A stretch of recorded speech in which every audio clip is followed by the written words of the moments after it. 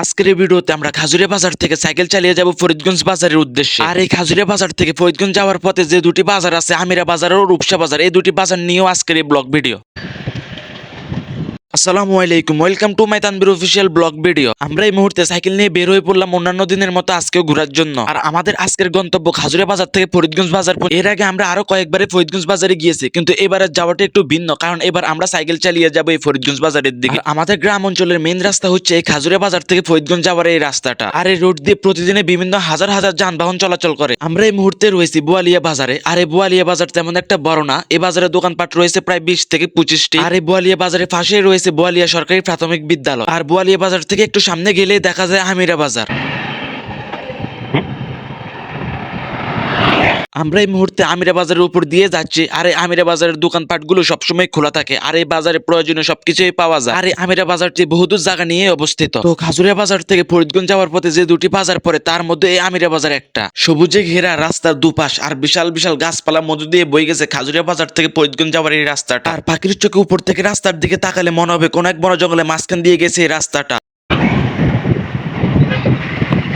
আমরা সবসময় চেষ্টা করি আমাদের গ্রাম অঞ্চলে যতগুলো বাজার আছে এবং কি যতগুলো রাস্তাঘাট আছে সব আপনাদের সামনে তুলে ধরার জন্য। যারা কিনা বহু বছর হয়ে গেছেন নিজের এলাকার রাস্তাঘাট এবং কি বাজারগুলো দেখেন না, তাদের জন্য এই ভিডিওগুলো। আর ভিডিওটি ভালো লাগলে শেয়ার দিয়ে অন্যদেরকেও দেখার সুযোগ করে দিবেন। তো আমরা এখন আমিরা বাজার পার হয়ে রূপসা বাজারের কাছাকাছি চলে আসলাম। আমিরা বাজার থেকে রূপসা বাজার বেশি একটা দূরে না। আর রূপসা বাজারের দ্বারে আসতে শুরু হয়ে গেল টিপ টিপ বৃষ্টি। তো আমরা তাড়াতাড়ি করে একটা দোকানের সামনে গিয়ে বসি। বৃষ্টি শেষ হলে আমরা আবারও সাইকেল নিয়ে বের হয়ে পড়ি। আর একটু সামনে গেলেই হচ্ছে রূপসা বাজার। চাঁদপুর জেলার ফরিদগঞ্জ উপজেলার মধ্যে অন্যতম একটি বাজার হলো রূপসা বাজার, যেটা কিনা ফরিদগঞ্জ উপজেলার মধ্যে সবচেয়ে বড় বাজারের মধ্যে একটা বাজার রূপসা বাজার। আর রূপসা বাজারে ঢুকতে প্রথমে রয়েছে বিভিন্ন গ্যারেজ। বর্তমানে এই রূপসা বাজারটা ঢাকা শহরের দোকানপাটগুলোর মতোই দেখা যাচ্ছে। আমরা এই মুহূর্তে সাইকেল দিয়ে রূপসা বাজারের উপর দিয়ে যাচ্ছি ফরিদগঞ্জ বাজারের দিকে। এই রূপসা বাজার এখন ঢাকা শহরের রূপের মতো সকল যাবতীয় জিনিস এই বাজারের মধ্যে পাওয়া যায়। আর এই বাজারের মধ্যে বাজার বাড়ির দিন বিদেও সবকিছু পাওয়া যায় সব সময়। ভিডিওটি ভালো লাগলে শেয়ার দিয়ে অন্যদেরকে দেখার সুযোগ করে দিবেন। আর কোন কোন জায়গার বাজার নিয়ে ভিডিও তৈরি করা লাগবে তা কমেন্ট বক্সে বলে যাবেন। বর্তমানে ঢাকা শহরের গাড়ির যানজট এখন চলে আসছে আমাদের এই রূপসা বাজারের মধ্যে। একবার রূপসা বাজারের মধ্যে গাড়ির যানজট থাকলে প্রায় 15 থেকে 20 মিনিট পর্যন্ত গাড়ি চলাচল বন্ধই থাকে। তো দেখুন একবার এক সিরিয়ালে কত গাড়ি দাঁড়িয়ে আছে জামের মধ্যে।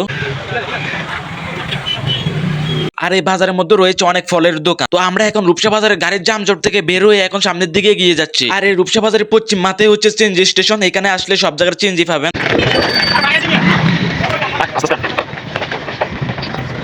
রূপসা বাজারে একদম শেষে রয়েছে এক ভিন্ন ডিজাইনের মসজিদ। এই সুন্দর ছোটখাটো মসজিদটি দেখলে যে কোনো লোকের মন জুড়িয়ে যাবে। আর আরেকটু সামনে গেলে হচ্ছে পশ্চিম রূপসা সরকারি প্রাথমিক বিদ্যালয়। আর বিদ্যালয়ের সামনে রয়েছে আরো একটি মসজিদ। আর এই মসজিদের কালার আর বিদ্যালয়ের কালার পুরো সেম।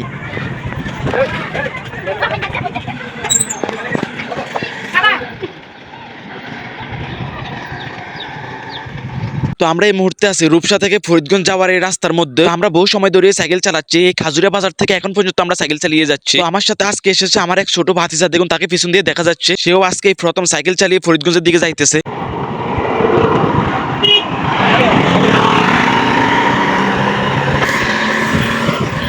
ভিডিওটি ভালো লাগলে শেয়ার দিয়ে অন্যদেরকে দেখার সুযোগ করে দেবেন। আর আমাদের চ্যানেলে নতুন নতুন ভিডিও পেতে চ্যানেলটি ফলো দিয়ে সাথে থাকবেন। আর ফরিদগঞ্জ বাজারের ভিডিও পরবর্তী ভিডিওতে দেখানো হবে।